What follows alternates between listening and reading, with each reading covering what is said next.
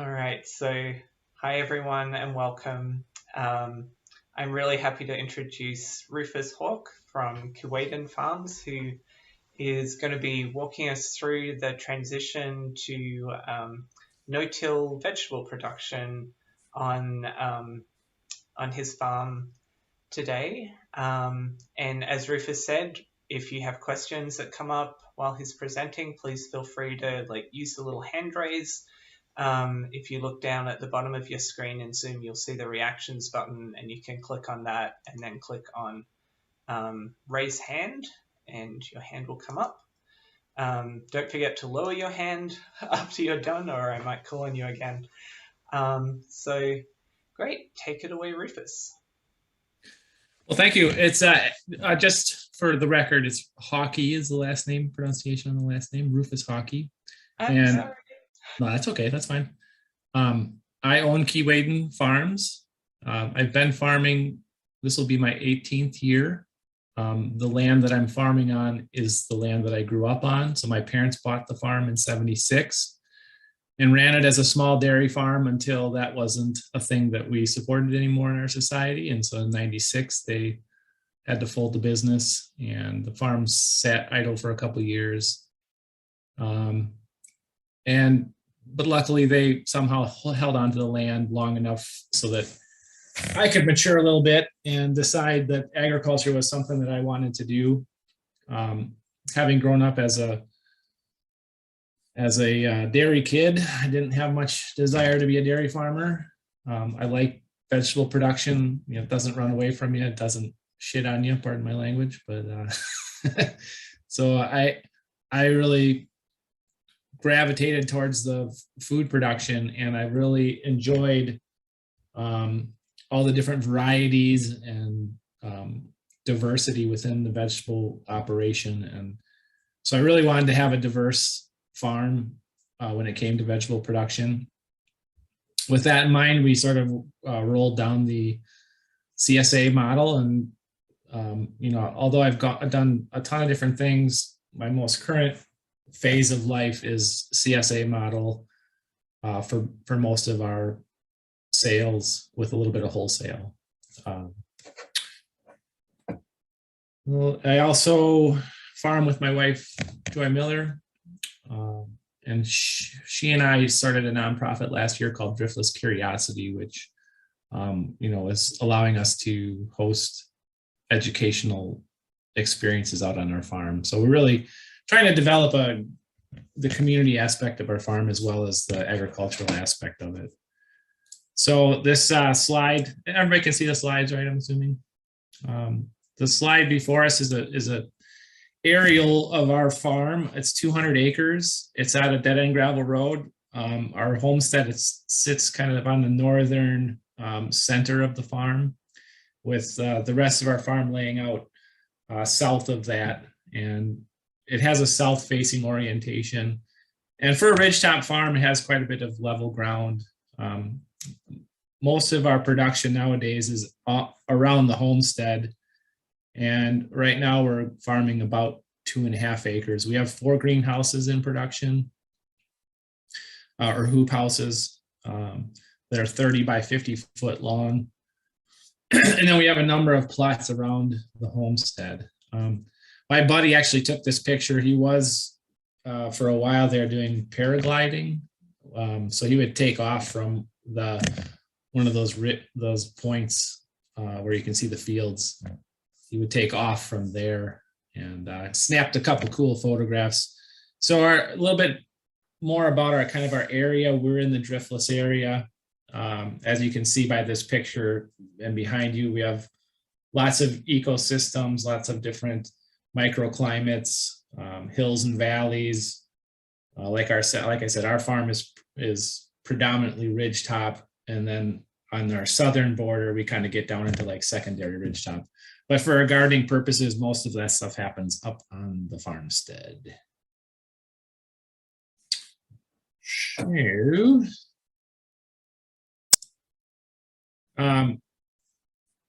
So this blurry picture is how we used to farm. So I've been doing this for 18 years, and most of my experience has been on larger scale, so more like 10 to 15 acre kind of tractor, bigger scale, lots of tilling of the ground, lots of weeding, lots of lost crops due to, sort of half-baked production methods. It's definitely was not uncommon to lose a few crops a year to either weeds or bugs or something that was going wrong that we just couldn't quite keep on top of. And so I struggled through that for about 15 years and was never really super happy with it. I'm not a huge machinery guy. I don't necessarily, I love and can operate machinery, and we do still have some stuff around here, but it's not my preference. And I think that's some of the reasons why I decided that at one point to just sort of like really start looking at the idea of a no-till, or maybe more appropriately less till, would be the method. And so, in our operation, our CSA shuts down in December, and we have a lot of time to kind of go into study mode. And I spent a lot of time, I would say 2019 was when we started really deciding to make that transition. So I spent a lot of time in the winter just watching YouTube videos and finally kind of just decided, like, I'm just gonna do it. So one of the things that country folk seem to have happen to them is that, like, we wake up one day and we realize we have like 5 acres of lawn. We're like, well, what the heck? Why are we mowing so much lawn? I shouldn't speak for everybody. That's just something that happened to us. I'm not particularly fond of mowing lawn. And so I guess that was another reason why the idea of going to no-till or more intensive planting styles really appealed to me.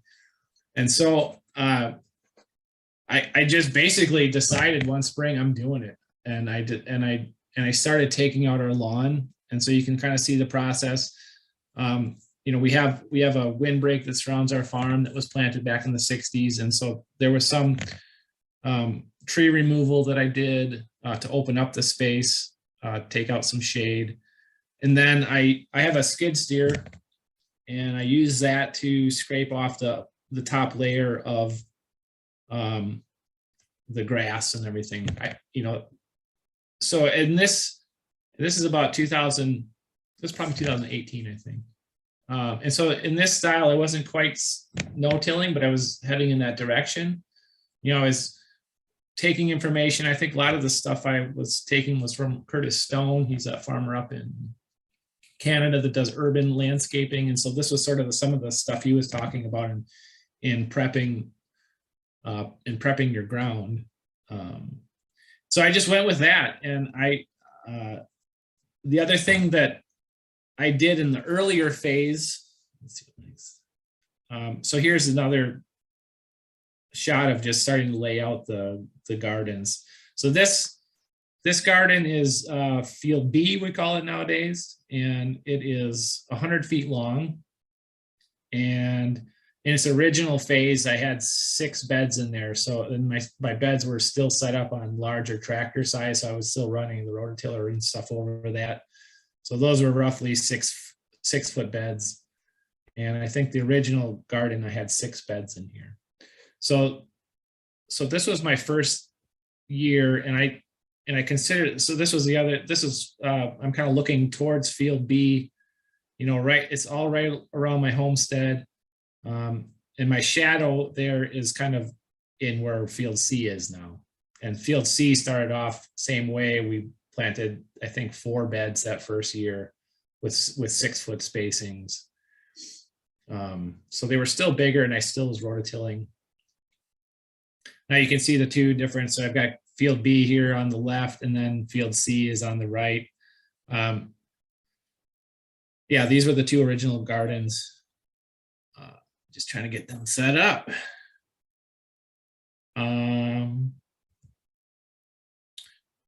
So I think a lot, part of the reason for going to this method as well was trying to figure out how to control weeds. That was really a big headache of ours. And so again, kind of the Curtis Stone suggestion was to go with the landscape fabric. I had worked on bigger farms before and was not a huge fan of the regular plastic. The one use stuff, I really didn't enjoy taking it up or putting it down.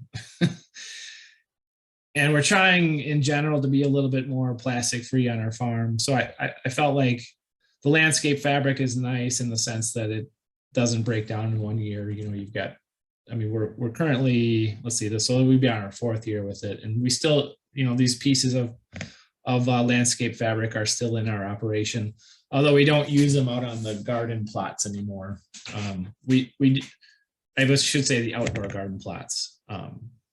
But yeah, basically, you know, we just took the landscape fabric. I built a little form that went over the landscape fabric, and I just followed the form and burnt little holes every 6 inches in the plastic.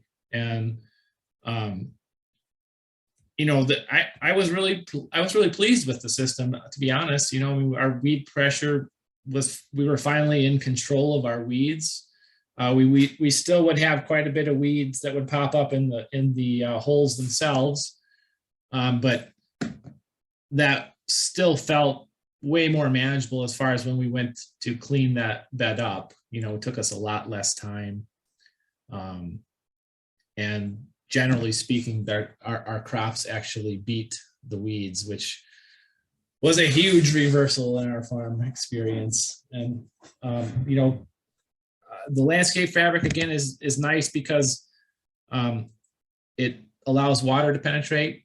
So we also used silo tarps and cut holes in silo tarps as one of our other methods on some bigger plantings. That didn't work out quite as well, mostly because water, you know, it was drier than we would have preferred, and so that we didn't carry that over into the next season.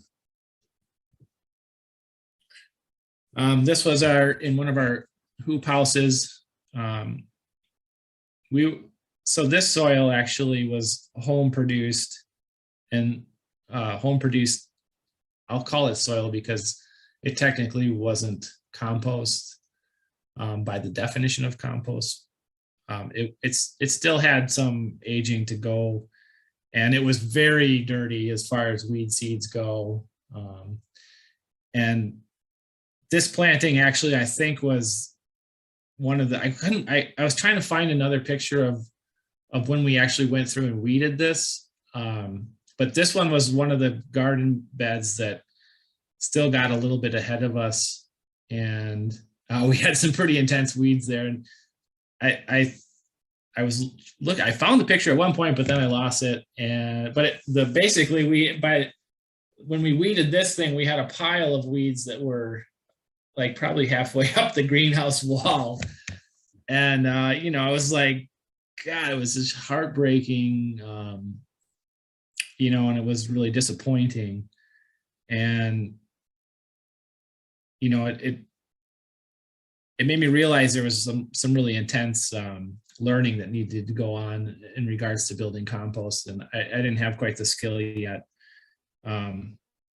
We have since improved our compost building skills, but we've got a long ways to go on that too. So yeah, this was kind of one of the last plantings that we, as far as like in this style where we were throwing covering over and using that as a weed control. This is just an aerial of one of our greenhouses prior to bringing in the clean compost. So as you can see, we were doing a lot of greens. You know, I think this is actually early spring greens. Close plantings. The beds in the middle are salad mix. We were doing 6 beds. Those are 30-inch, standard 30-inch greenhouse beds. And we were doing 6 to 7 rows with salad mix. We were doing 6 rows with spinach. And then so in each one of these greenhouses, we have 8 beds. So 6 of the beds have always been in pretty decent shape and been easy to work with. Our outside beds have always given us a little bit of problems. And this is where we decided last year to use that landscaping fabric that we used outside. We still use that in the greenhouse. So looks from a distance, it looks great, doesn't it? You can see the plants, you can see the rows. Looks like it's going to be a healthy harvest. Fast forward a couple weeks, this is what it looks like. So I don't know if folks have played around with their own compost. Clearly we had a lot to learn. So, I guess the biggest thing with this is obviously it takes a ton of time, crew time, to clean that up. There's a ton of work involved in cleaning up your greens after you do this weeding, because they're gonna get a lot of dirt on them, and they're gonna get beat up in the weeding process. And so, beyond that, just spending that much time weeding just seems like it wasn't quite what we were going for yet. Rufus, I was wondering, what's your compost feedstock? What are you starting with? Well, so this is all still in the old system, and this would be just basically hay, old hay, and green chopped that we chopped from some of our bigger fields. So we have a green chopper and self-unloading wagons. Okay, so we would green chop just grass, hay into the self-unloading wagons, and then we would take them over. My parents built a trench silo, it's called, or in-ground silo. So basically it's a big cement pad, I think 30 by 100 some foot long, that's on a grade. And so we would unload our bales or our wagons onto that cement pad. And then I've got a little manure spreader and a skid steer that I would use to kind of integrate,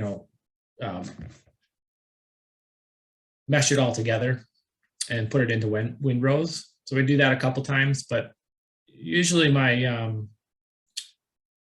my timing between sessions wasn't enough where I would be able to kill all those weeds and get it hot enough. So that was like still trying to do the homegrown stuff. Let me see. So that was just kind of talking a little bit about our transition into no-till. In 2000, after spending the winter doing a little bit more research and really deciding that the style we wanted to go to was no-till, realizing that kind of one of the main components of reduced tilling or no-till is the clean compost. And so in 2000, we started purchasing compost from Purple Cow out of Madison. We brought in truckloads. I think in 2000, we brought in 6 35-yard truckloads of compost. And we also did 1 truckload of compost from Cowsmo. In the end, I didn't like Cowsmo at all. I felt it was way too raw, and as the name might indicate, it was cow-based or animal-based, and that made me a little nervous, related to how we were going to apply it. So yeah, I was very happy with Purple Cow for the most part. Very clean, beautiful looking stuff. And over the last 2 years, the soil amendments of the compost have been our largest expense besides labor. We just decided to really go all in. And I felt like part of it too is I felt like I've abused my soils for so long. I felt like this was a nice solution to bring that added fertility back onto the farm, where I felt like I had abused it through just improper management and tilling and all that stuff. So yeah, we got big truckloads of that soil. The first one that came in was just really exciting. I didn't really know how good it was going to work, but We started by applying it to our greenhouses. So this is actually the greenhouse in the other picture that had all the weed seeds in there. We applied it just directly on top of the existing soil. We put 4 to 5 inches of the compost directly onto the top of the soil. Raked it in and planted right into it. In 2020, we were still doing a little bit of rototilling. Sorry. I'm a rookie mistake. So we were still doing a little bit of rototilling with the hand. So that would have been the, I don't know the name of it, but it's a little rototiller that's run by this, like the 18-volt hand drill. We were still doing some shallow cultivation of this and more, and it seemed really that was more of just to break up the bigger chunks and provide us with a nice smooth seed bed. So our primary tools for applying the compost, I've got an old Gale skid steer. So this is one of my favorite tools. Absolutely love it. It's, I don't know, 30 or 40 years old, 30 years old maybe, but these old machines are super simple. They're solid. There's the adaptability of having different buckets that you can put onto the skid steer, and they're fun. They can go anywhere. And so, to be honest, our current bed width and gardening model is basically built around the skid steer. And so, like our indoor greenhouse gardens, those are still 30-inch bed tops. Our outdoor are more like 40. I think from inside wheel to inside wheel is like 46, 47 inches, maybe even a little bit smaller than that. So somewhere around there though. But basically, we use the skid steer. We grab bucket loads from those existing piles that come in from Purple Cow, and we skid them to whatever gardens we're working on. The other favorite tool is a mini shovel and the good old wheelbarrow. So we're basically just bringing bucket loads over and using the wheelbarrow to dump loads out. So this is actually from last spring. This has been 2021. This would be our second year in this newer system. So as I said earlier, when I first established this is field B again. When I first established field B, it was 6 beds. Last year, we were up to 10 beds in there now with the new wheel spacings and just continuing to add garden beds off to the east side as we, part of the realization for me is just like you set your garden space up, and then you realize, well, hey, I've got a little bit more space here. I can throw another bed in. And so we just kept on expanding our beds, keep on expanding our beds. Jason has a question. I just wanted to give him a chance to. Yeah, Jason. Hey, Rufus, thank you. What's your application rate of compost? How much you pouring on those beds at a time? Yeah, I'll cover that a couple different ways, but like right now in this picture, we're just refurbishing our beds or reapplying, and so that takes 4 of those wheelbarrow loads. And I don't have like weights or anything, but if you can picture a full wheelbarrow load spread out, that's a 100-foot bed there. Okay, so I'm trying to apply enough to have about an inch or inch and a half to 2 inches of new soil.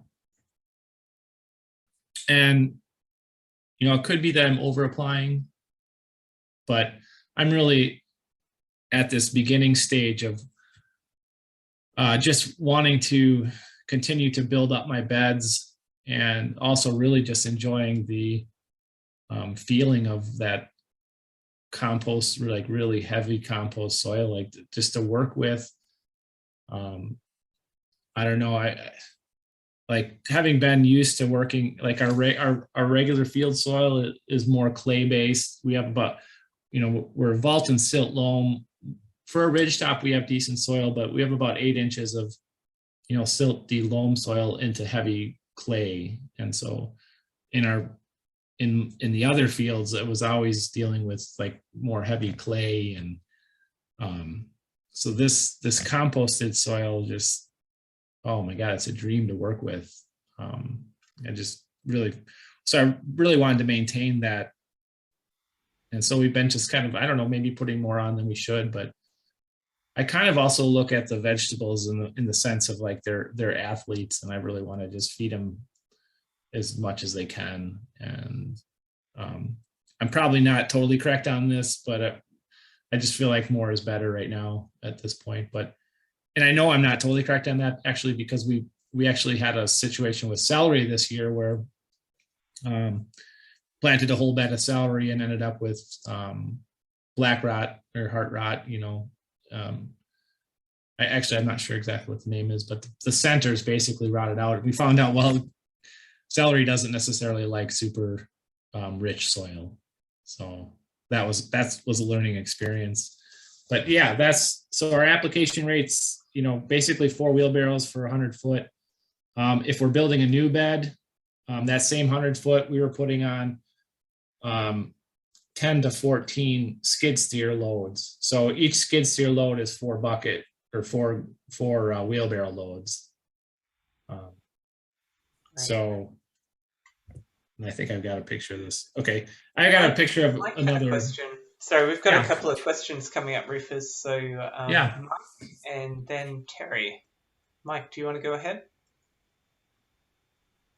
Yeah, is that wood chips between the beds there? Yeah, thanks, Mike. Yep, that was another thing we did, kind of on recommendation of these videos we were watching. We bought ourselves a little wood chipper. We've got 60 acres of wood, so yeah, we started doing the wood chipping in the aisles. And part of this is also trying to introduce more fungus, more diversity of life into our soils, as well as the ability for the wood chips to kind of wick some water away from the beds. That was another reason for bringing them into the equation. And yeah, I mean, so far, over the last 2 years, we've laid down quite a few wood chips that we're making on farm. They're a mix of different types of wood. I think this last year was a little heavier pine based. So I have mixed feelings about them. I love them when they look great when you lay them down.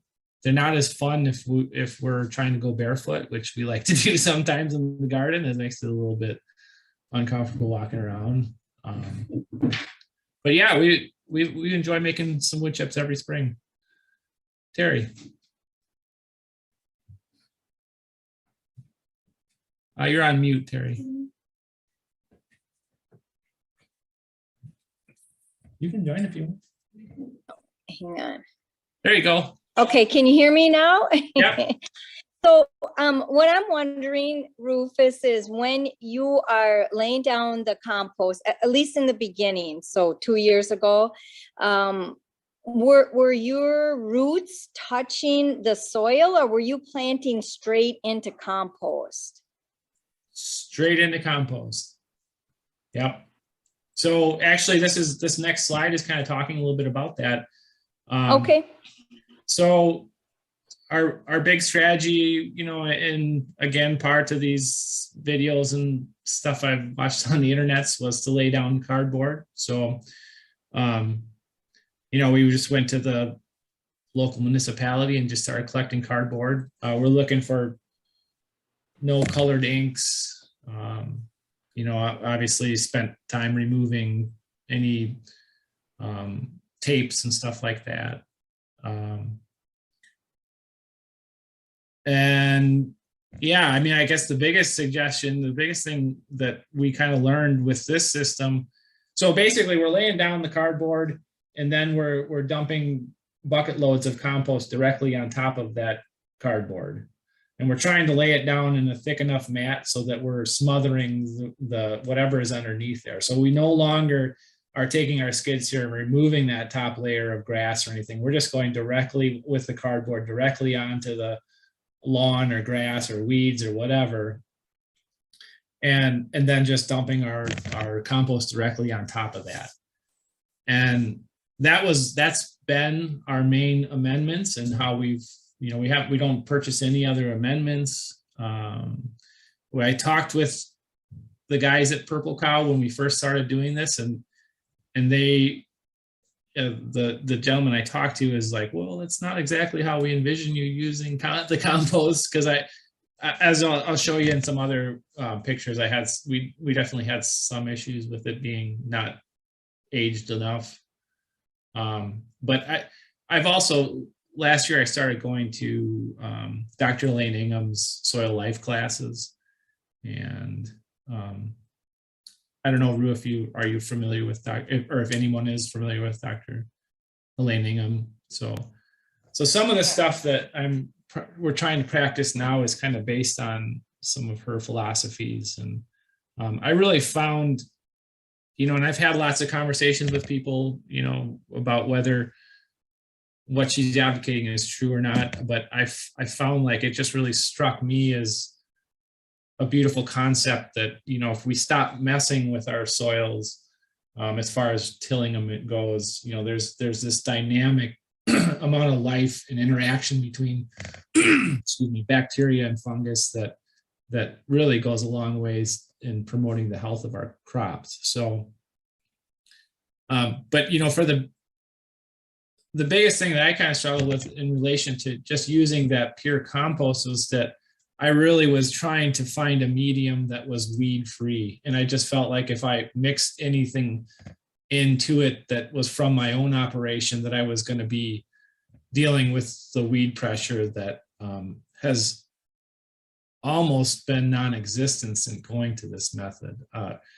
So yeah, when we started building our beds in 2020, it worked so good in the sense of having like almost zero weeds. I think when we looked back at some of our time records for how much time we were spending weeding, it was almost hard to believe how little weeding we had to do.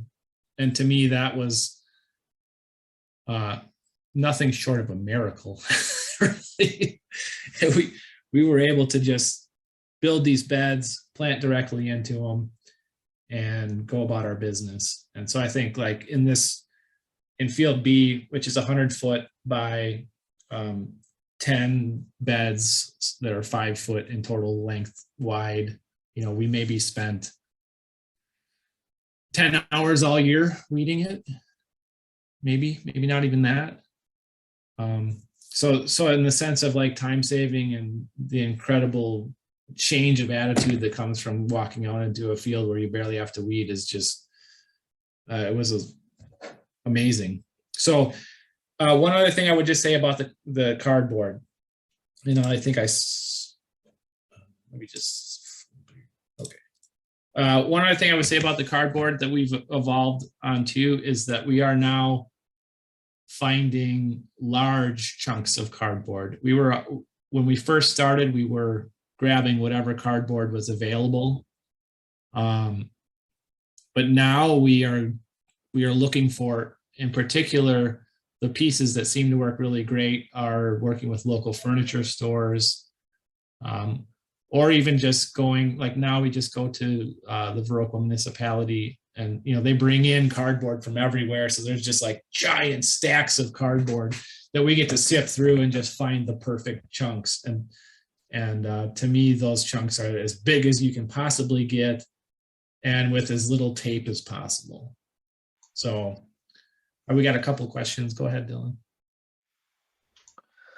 Yeah, thank you. Sorry if I missed this so far, but can you reiterate what are you reapplying that compost for all crops? Are there crops that you're also using landscape fabric or other things for weed control? Like, do you have to do that every season, every succession, or what's your iteration there? Yeah. So right now we are applying basically after every crop.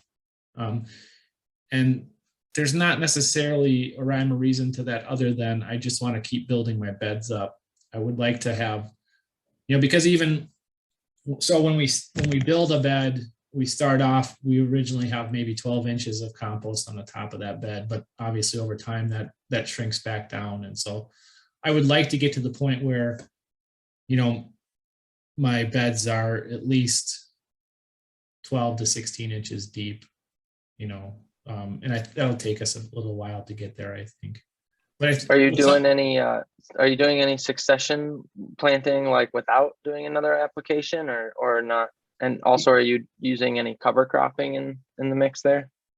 Yeah, we definitely are doing succession crops without planting, usually, or without reapplying, and that has, I think right now I would have to say that has more to do with just timing and time than an actual schedule, although we are going to get into more of a schedule this year. But yeah, it has been more to do with just whether we have time. So it feels like this last year we were freshening up the beds in the spring more than in the fall, or summer fall plantings.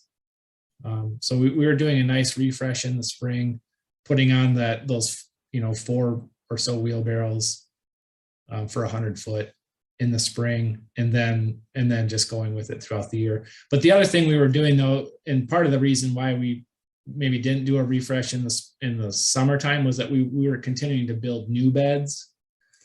And I got some pictures on that.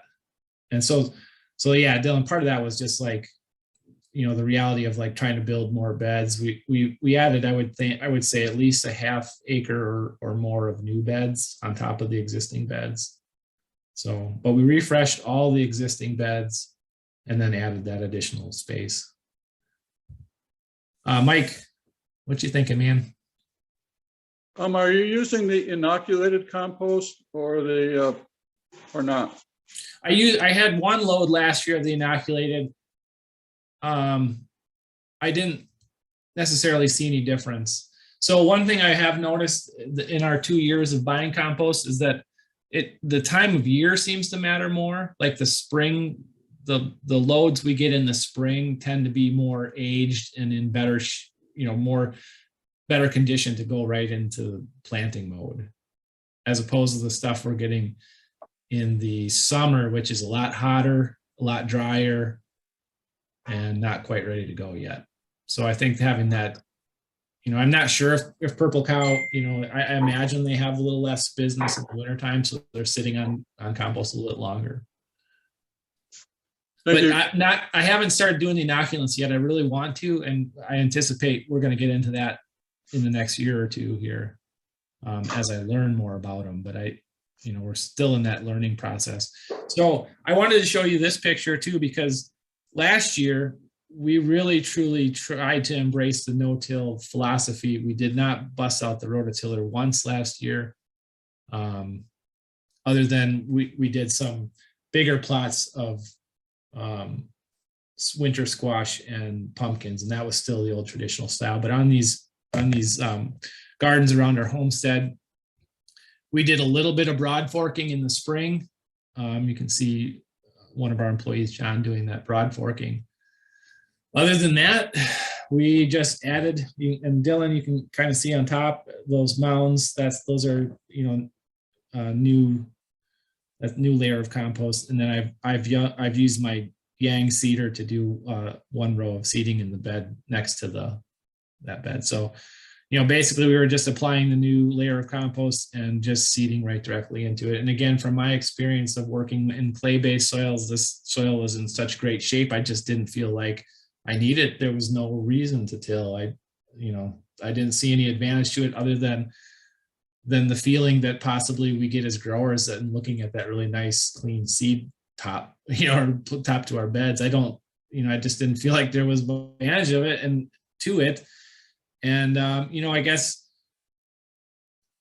as I'm in my 18th year of gardening, I'm just getting lazier. I'm just trying to figure out how to do things that do less things, and it's funny when you stop tilling, you really you start questioning, like, well, why did we ever do it? Like, what was the real point to it?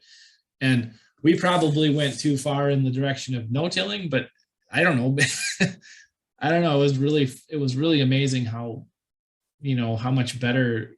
It was just nice to just give up some sort of task that, we were already wondering why we do it anyway, So it's also funny. Last year we had a lot of people at the farm, probably over 1,000 people came in and visited our farm last year through our nonprofit. And you would not believe how many people have a hard time, like, thinking about not tilling, not busting out their rototiller in their gardens. Like, it's really, and even my own father, he gardens a nice little plot up here too. And he's all about the rototiller and busting it out. So I don't know. It was really amazing how well it worked. So then I wanted to show you guys, this is a bed. This is field C. So kind of next to field B. These beds are 60 foot long, and off to the right of that final bed, we realized, hey, we've got a little bit more space here. We had originally put up a fencing, and that fencing was to keep our dogs out of our gardens. But it was kind of just, we put it up in the grass, and you can see it's kind of a little bit wild there. And we wanted to kind of get that under control. And we realized, well, there's another 60 foot, 5 foot bed there. So here's our process of improving that section of garden. And you can see how we've got the bigger chunks of cardboard now. So that, that was probably cardboard that came, like a refrigerator or something came in. So now we're with one chunk of cardboard, we're covering, 4 by 8 or so, or even more foot of space. We didn't do, when you look at this, we didn't do anything to the top there. It was all just that. Matter of fact, around the fences, we didn't even, cut that down. We just smothered it with the cardboard. You can still see on the left there, like some of the remnants of the taller grass. We just totally, completely smothered it with cardboard. So in this, the other thing we found out with this model or method was that you really want to overlap your seams of the cardboard, by a foot or two or more. When you get to bigger chunks, now you're putting down less. I overlap them as much as you possibly can, because you still are going to get a little bit of infiltration with quack grass and some of those rhizome types, dandelions sometimes pushing through. It's amazing how far the rhizomes on this quack grass will grow to get to that crack in the cardboard and then come up through it. The other thing we did here too is we added a quarter bed right by our fencing. So we wanted to add that little, it's a 1 row bed. We wanted to just add that. We thought, well, how are we going to control the weeds under that fencing? And so it was like, well, throw some cardboard on it and let's turn it into a growing area. And that ended up working so well. We redid our fence, got it really nice and tight. And then we planted a border of marigolds that we used in our Day of the Dead festival. Now, I've never grown a ton of marigolds, but so the added benefit of the marigolds, besides the beauty that they brought to our gardens, which was rather incredible, was that we were suffering pretty drastically from a rabbit problem in the spring. I would go out and I'd do a little rabbit tour to try to pick them off. And boy, all of a sudden, sometime in late July, August, I'm looking around and noticing there's no rabbits around. And we planted quite a few marigolds. So that whole row, 60 foot was one whole row of marigolds. We did marigolds in some borders around other gardens as well.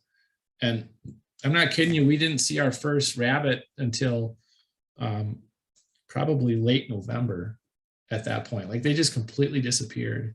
And we were actually in the spring, we had rabbits nesting in our actual beds. And yeah, I mean, they were everywhere. It was incredible. And it was kind of amazing to just like, I know that's sort of like, people talk about them keeping marigolds away. Well, it was incredible. It worked really good. So big thumbs up to marigolds. But yeah, so basically just going back to those beds too, that's, that bed at 60 feet, I think we did 10 loads of this would be individual bucket loads of compost. We would drive up right to the side of the bed and just dump that load in and just work our way down. And so each one of those bucket loads is about 4 wheelbarrows full of soil. And so we were trying to get, that 12 inches on top there. So this garden, field C, originally started as 4 beds. I think when we built this bed in a quarter here, we were up to 11 beds in that space now. So 60 by 5 foot, center to center. Yeah. So really, it can just keep on expanding our production within the space. And then back to your comments, Mike, on the wood chips, we just really just found our gardens to look beautiful with the wood chips. Dylan, you're asking about marigolds for deer. I'm not sure about that. We haven't ventured deep into our deer territory yet. We have a Great Pyrenees that keeps the deer away from our, and is the reason why we've built the fences around our gardens. But he's definitely keeping the deer away from the immediate gardens, but I'm not. Yeah. And Karen, about the wood chopper, I'll have to look and see what variety. It's a smaller scale wood chopper. It does up to 4 inches. And so we paid $2,500 for the wood chopper. I would say it's probably a little undersized if you really wanted to crank out some wood chips, but we still have made enough wood chips to cover, about an acre and a half worth of garden space every year. Yeah, hey Rue, can I get that make and model to you at some point? Like I can just, it's a real common, it's red. You can tell how much. What's that? It might be I feel nice like to just start a thread on the listserv about that, and maybe other people could pipe in too with what models they've gotten, and we can compare some notes. Yeah, that's a great idea. Our wood chipper doesn't have like an auto feed. It's kind of small scale. It's very homesteady, I would say. So not necessarily like you're going to crank out a volume of wood chips. But that being said, we have made, and you start figuring out what you can and can't do with it. I mean, I think originally when I was definitely pushing larger logs in there, and they say 4 inches is as wide as you want, and that might be a stretch. It feels like maybe more of the 2-inch chunks. But we have a lot of trees that we were trimming up anyway, so that worked out really good for us. And the other shot, of course, is our greenhouse production, which we've really evolved. So we've got our spring greens we do, and then we're evolving into what's behind my wife there is cucumbers. We've had really great success with our cucumber crops. And what we've also found out on the edges is that that landscape fabric that we used to use out in our gardens, now we use that on all of our edge beds in our greenhouses. We still have the 4-inch holes. And I've gone to more of the alliums and onions and garlic stuff on the edge beds. And in particular, I've done that because I feel like it's helped to lessen my rodent pressure. They don't, otherwise those, not only were they getting hit by weeds, weeds coming in, but tended to be more damaged by rodents. Yeah, Dylan. Yeah, I have 2 kind of unrelated questions for you. So one is whether you've looked into like modifying a manure spreader for dropping either the wood chips or compost. And then the second unrelated question is if you could just talk us through so if you're doing the no-till and the hoop houses too, if you can talk me through the cucumber regime, because for some reason, all the different takes of no-till cucumbers that I try, they seem like they're getting disease much worse than normal. So yeah. Interesting. Well, I have to say for the manure spreader, yeah, because I chose to go with the skid steer as my main implement.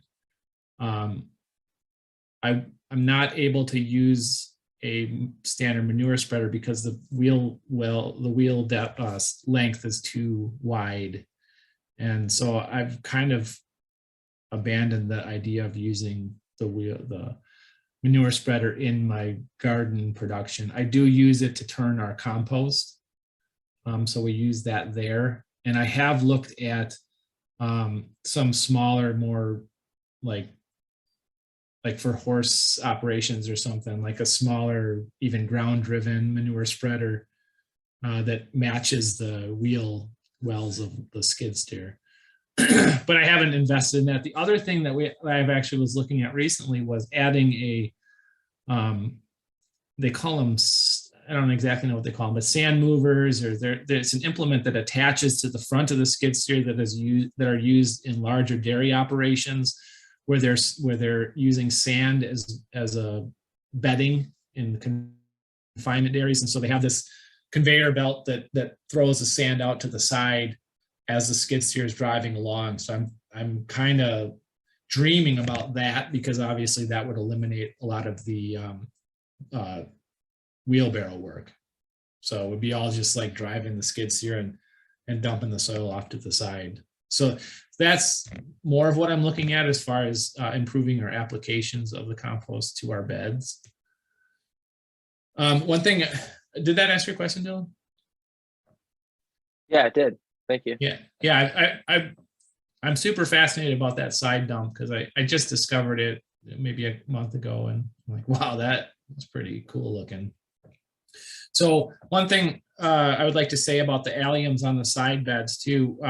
So our planting method for this was literally to just grab a pinch full of, would be green scallion, evergreen or evergreen hardy or something, of seed, and just plunking it into each one of those holes. So, there might be 10 scallions or more per hole.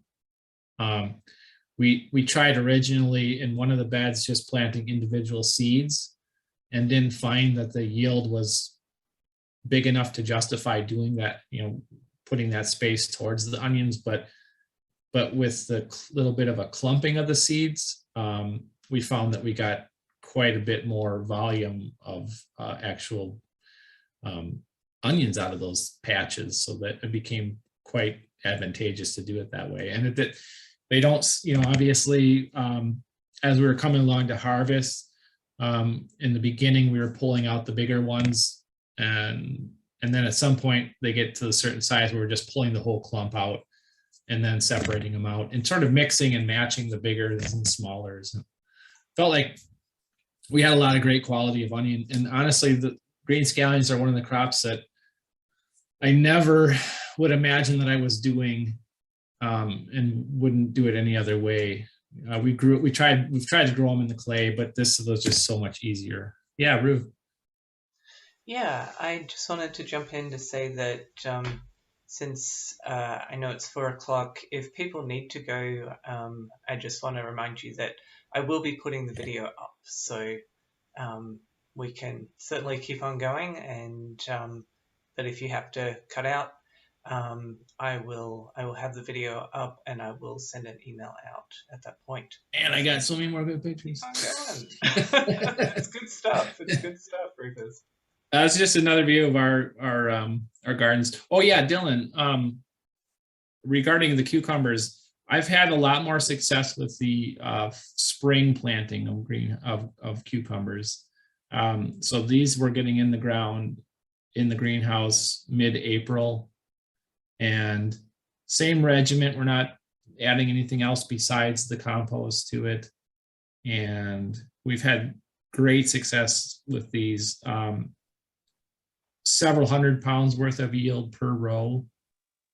But I've also tried the second planting in the late summer, and have had very little success with that. I've had a lot of like just kind of sudden die off of plants.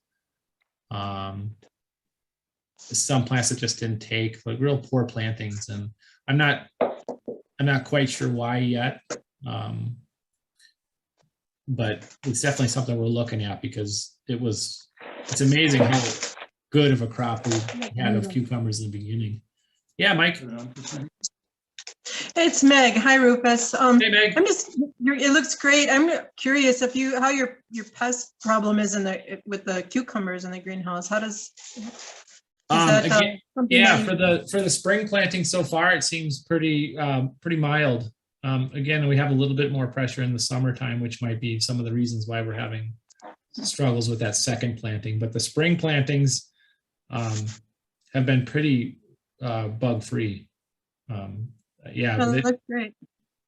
But again, like that summer, the summer ones into the fall, definitely night and day. You know, we actually last year we planted, I think, 3 more beds of cucumbers, and we ended up tearing out 2 of them because, you know, the die off and just spotty plantings. We decided to just move on, which is something sometimes you got to do, just kind of move on. So I just wanted to show a few more pictures of sort of our garden layout. Again, we're still using landscape fabric in some instances. This is a terraced garden, so there's a little bit of elevation difference between the gardens. And so in that case, we're just laying down landscape fabric. You know, we may transition to something else after a year or two, but we wanted to kind of just keep that under control. And when we're laying down our cardboard and our soil, we're going, you know, again, probably another foot over top of that landscape fabric just to get that good seam coverage. So I wanted to put this picture in because I think one of the biggest things we found too, besides the weeding, is that the plants come out just looking so clean already. This is stuff we haven't, you know, obviously haven't washed yet, but again, to the green scallions, that's part of the reason why we've done them, is that they just come out so clean that the processing process of the different vegetables is just so much easier. It's incredible. I wanted to put this thing in here because this was another game changer for us in our vegetable green operation. This is Greenie McGreenerton, our harvest greens, our greens harvester. And this, besides having the clean compost that we didn't really have to weed much, this machine allowed us to pick, so that now, you know, when it comes to harvest of the salad greens, it's just myself picking it. And, you know, what used to take Joy and I an hour to pick, I can pick within 5 to 10 minutes. It really was a game changer for us. I couldn't believe how good it worked. You know, there's obviously a little bit of learning curve just to figure out how to keep your legs away from that serrated blade as it's moving along. But it was such a game changer. I just couldn't. So one of the first crops that we got from our going to the clean compost no-till was the salad mix, and it was yes, thank you, from Farmers Friends. Yep, that's where we got it from.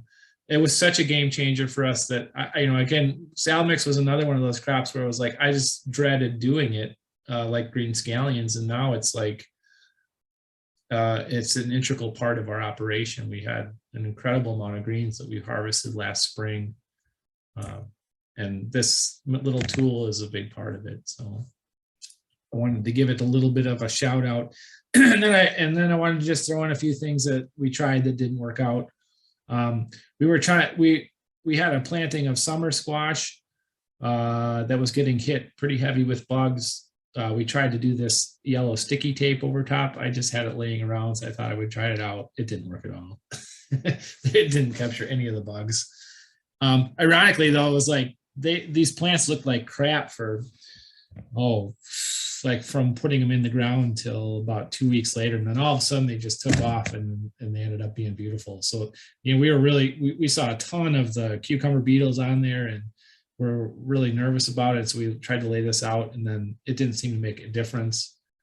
But then the plants themselves just, at some point went crazy.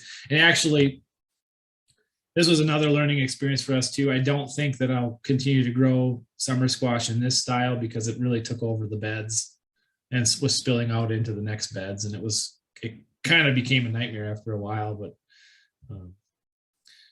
the other thing we ran into, and I talked a little bit about this in the beginning, was compost that was a little hot. So you can kind of see some of the ramifications of that. Like when the lettuce greens, like some of the compost, it's not quite done yet.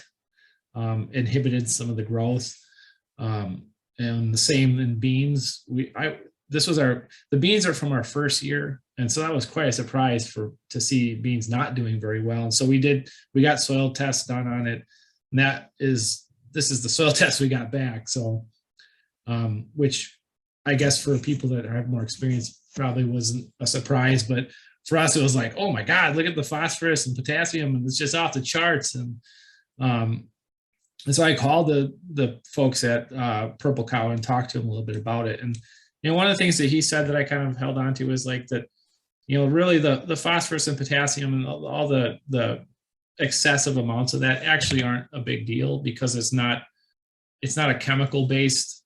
It's naturally in your soil. So that wasn't the main problem. The main problem was that the pH was too high and the soil was too young, and that age of the soil, or the youth of the soil, the high pH is what's locking up all those nutrients and not making them available for the plants to take up. And you can adjust that with something. Rue, you know what it is. Sulfur. I think sulfur was one of the recommendations of adjusting that, or good old time, just letting the compost age, and that's what we chose to do. So, we had those same crops, those same beds this year had phenomenal production. We had leeks and fennel in those beds, and they just were beautiful. And we didn't do a soil sample this year because, the pH was 8.2. It was super high. And that was new. I didn't realize you could have too hot a soil. So that was another learning experience for me. So this is kind of harkening back to our old system. There's garlic in there. You can barely see it, but this garlic we chose to mulch, and it had some problems, weeds mostly. So basically this year we got all of our garlic just planted into our heavy compost beds. We had one bed of garlic that was planted into our compost beds that I don't have a picture of, but that stuff was beautiful. This stuff was fine. We just had to weed it more, so. And then the final big mistake, tomatillos in the garden, they got completely out of control. And I think we're probably going to have some tomatillo weed pressure this next year in these beds in particular. So, but those suckers get out of control. We got to figure out how to tamp those babies down this next year. And then my final slide is last month there was some mention of Ruth Stout, and we found this hilarious video of Ruth Stout on YouTube that I think everybody should go and check it out. She was such a character, and I think one of the things that really appeals to me about her was just her willingness to look at things differently, look at her garden differently, to do things different than what her neighbors were doing, to not be afraid of being ridiculed or laughed at. And she is just such a character. My wife found this, and I was like, we just really enjoyed watching this video of her talk about her life and her gardening. And, she's super cavalier. Of course, she's doing a home garden, but she was just an awesome person to have an opportunity to listen to, and I think she just really, to me, embodies what we're maybe all trying to do to a certain degree, which is just buck the system, do things a little bit differently, think about our gardens differently, not get caught up in necessarily in what's the trendiest thing to do, but recognizing that there's some beautiful systems already in place in our ground, in our soils, that if we can just be students of the soil around us, that it unlocks some incredible opportunities for us. Our gardens in the last 2 years have been the most beautiful gardens that we've had. They've turned gardening for me into fun as opposed to the work it used to be. And I've always felt like this learning process of gardening is lifelong, but I guess I didn't realize to the degree that, the learning process sometimes speeds up as you get more years into it. And as you persevere through the failures of your own systems and keep your eyes open to new things that are out there, there's really an opportunity to keep growing and learning. And I feel like we're just like at the tip of the iceberg now, and are just starting to do some real farming. So I don't know, it makes me excited for the next 20 years. So that's all I got. Thanks everybody for you stuck around. I hope that was helpful or enjoyable, whatever. Rufus, thank you. That was so great. much. Thank you.